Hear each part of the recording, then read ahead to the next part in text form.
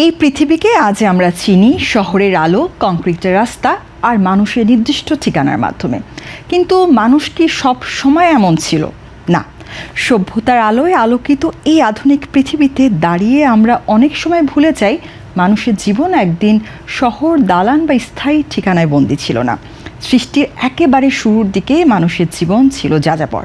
সময় বদলেছে, সভ্যতা গড়ে উঠেছে, কিন্তু আজও পৃথিবীর বিভিন্ন প্রান্তে এমন কিছু জনগোষ্ঠী রয়েছে যারা আধুনিকতার মাঝেও প্রকৃতির নিয়ম মেনে যাযাবর জীবনধারাকে ধরে রেখেছে, যারা প্রকৃতির সঙ্গে যুদ্ধ করে না বরং প্রকৃতির নিয়ম মেনেই জীবন গড়ে তোলে। আজ আমরা জানব পৃথিবীর ভিন্ন ভিন্ন প্রান্তে ছড়িয়ে থাকা এমন কিছু যাযাবর জনগোষ্ঠীর গল্প, যারা প্রকৃতির সঙ্গে লড়াই করে নয় বরং প্রকৃতি নিয়েই বাঁচে, যারা প্রকৃতির সন্তান। গাবরা জাতি মরুভূমির বুকে টিকে থাকা এক সাহসী যাযাবর জনগোষ্ঠী। আফ্রিকার পূর্বাঞ্চলের বিস্তীর্ণ শুষ্ক মরুভূমির এলাকায় বসবাস করে এক ব্যতিক্রমী যাযাবর জনগোষ্ঠী, যাদের নাম গাবরা জাতি। কেনিয়ার লোয়ার ও লৌডানে অঞ্চল এবং ইথিওপিয়ার মোড়ের কাছাকাছি দুর্গম মরুভূমিতেই তাদের বসতি। পানি সংকট, প্রচণ্ড রোদ আর কঠিন জীবনযাপনকে নিত্যসঙ্গী করেই শতাব্দী পর শতাব্দী ধরে টিকে আছে এই জনগোষ্ঠী। এই জাতির জীবনযাত্রার কেন্দ্রবিন্দু হলো পশুপালন। উট, ভেড়া ও ছাগল তাদের জীবনের এক অবিচ্ছেদ্য অংশ। এসব পশুই তাদের খাবার, জীবিকা ও সম্পদের প্রতীক। মরুভূমিতে ঘাস ও পানির খোঁজে তারা পরিবারসহ এক জায়গা থেকে আরেক জায়গায় ছুটে চলে। খাদ্য সংগ্রহ থেকে শুরু করে টিকে থাকার কৌশল, সবখানেই শিকার তাদের বাস্তব জীবনের অংশ। বাঁশ, চট ও পশুর চামড়া দিয়ে তারা গোলাকার ঘর তৈরি করে। এসব ঘর সহজে ভাঙা ও বহনযোগ্য, যা যাযাবর জীবনের জন্য অত্যন্ত উপযোগী। মরুভূমির প্রচণ্ড গরম ও ধুলোবালি থেকে রক্ষা পেতেও এই ঘরগুলো কার্যকর। গাবরা নারীরা সংস্কৃতি ঐতিহ্যের ধারক। তারা লাল ও সোনালি রঙের পোশাক পরিধান করে, সাথে সাথে মুখে অলংকার পরে, যা মরুভূমির রুক্ষ পরিবেশের মধ্যেও তাদের আলাদা সৌন্দর্য তৈরি করে।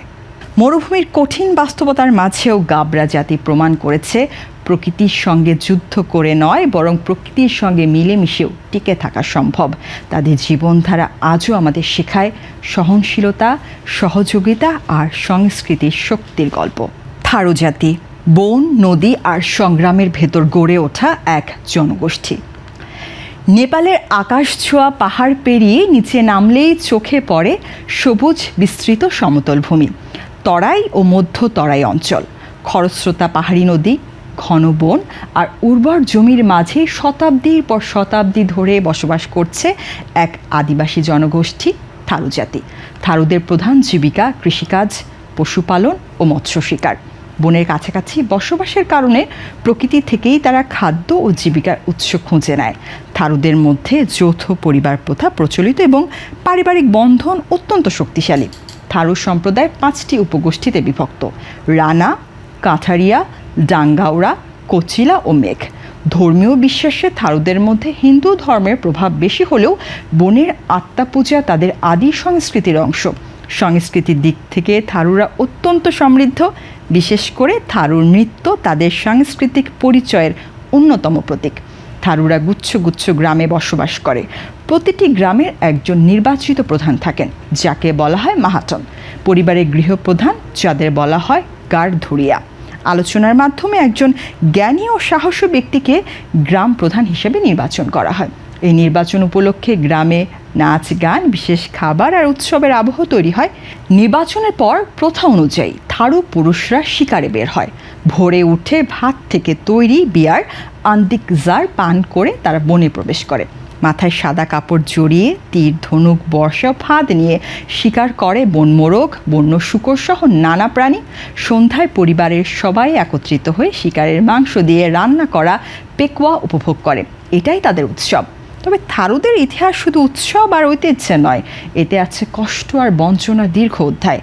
একসময় ম্যালেরিয়া আক্রান্ত তরাই অঞ্চলে বসবাস করতে বাধ্য করা হয় এই সহজ সরল জনগোষ্ঠীকে। কঠোর পরিশ্রমে তারা বন পরিষ্কার করে চাষযোগ্য উর্বর জমি তৈরি করলেও পরে সেই জমি তাদের কাছ থেকে কেড়ে নেওয়া হয়। আজও থারু জাতি তাদের শিকড়, সংস্কৃতি, সহজ সরল জীবন, প্রকৃতির প্রতি ভালোবাসা আর ঐতিহ্য ধরে রেখে এগিয়ে চলেছে। বন, নদী আর মানুষের এই সহাবস্থান আমাদের মনে করিয়ে দেয় সভ্যতার প্রকৃত শক্তি লুকিয়ে আছে শিকড়ের গভীরে। টিকে থাকার শক্তি আসে ঐক্য আর ঐতিহ্য থেকেই।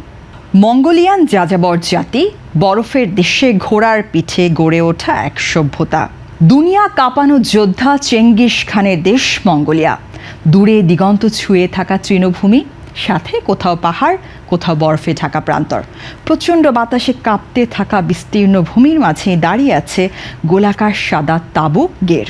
এখানেই শুরু হয় মঙ্গোলিয়ান যাযাবরদের জীবন। মধ্য এশিয়ার এই বিশাল দেশে আজও প্রায় 40% মানুষ যাযাবর। প্রকৃতিই তাদের ঘর, প্রকৃতিই তাদের পথ নির্দেশক। যেখানে ঘাস আছে সেখানেই তাদের গন্তব্য। চারণভূমির খোঁজে পরিবার ও পশু নিয়ে তারা বারবার জায়গা বদলায়। গের সহজেই খুলে নেওয়া যায়, আবার নতুন জায়গায় বসেও ফেলা যায়, যেন চলমান এক ঘর। এই যাযাবার জীবনের মূল শক্তি গবাদি পশু।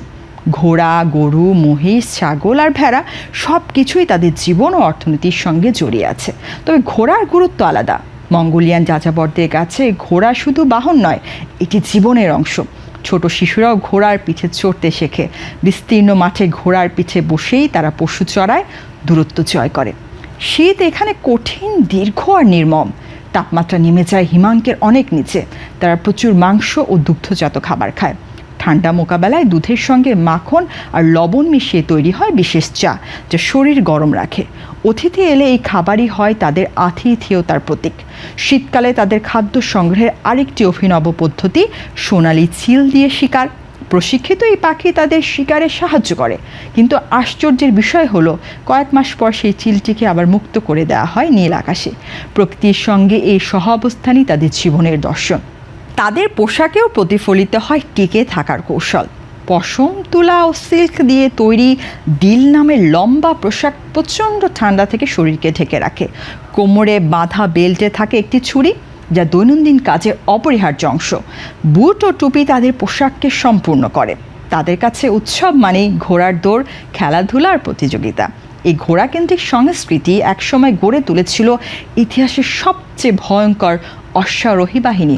হয়তো এই কারণেই এই তৃণভূমি থেকে উঠে এসেছিলেন চেঙ্গিস খান, যিনি ঘোড়ার পিঠে চড়ে এক প্রান্ত থেকে আরেক প্রান্তে ছুটে গিয়ে বদলে দিয়েছিলেন ইতিহাস। বরফে ঢাকা এই প্রান্তরে আজও মঙ্গোলিয়ান যাযাবররা প্রমাণ করে প্রকৃতির সঙ্গে লড়াই করে নয়, বরং প্রকৃতির নিয়ম মেনে চললেই মানুষ সবচেয়ে শক্তিশালী হয়ে ওঠে। মরুভূমির উত্তপ্ত বালু হোক কিংবা গভীর অরণ্যের নীরবতা, তৃণভূমির অসীম প্রান্তর হোক কিংবা উত্তাল সমুদ্র, যেখানেই হোক এই যাযাবর মানুষগুলো আমাদের সামনে একটাই সত্য তুলে ধরে। সভ্যতা মানেই শুধু স্থায়ী ঠিকানা নয়, সভ্যতার আসল শক্তি লুকিয়ে আছে অভিযোজনের ক্ষমতায়। সভ্যতা মানে প্রকৃতির সঙ্গে ভারসাম্যে বেঁচে থাকার জ্ঞান। এই মানুষগুলো শুধু যাযাবর নয়, এরা ইতিহাসের জীবন্ত সাক্ষী।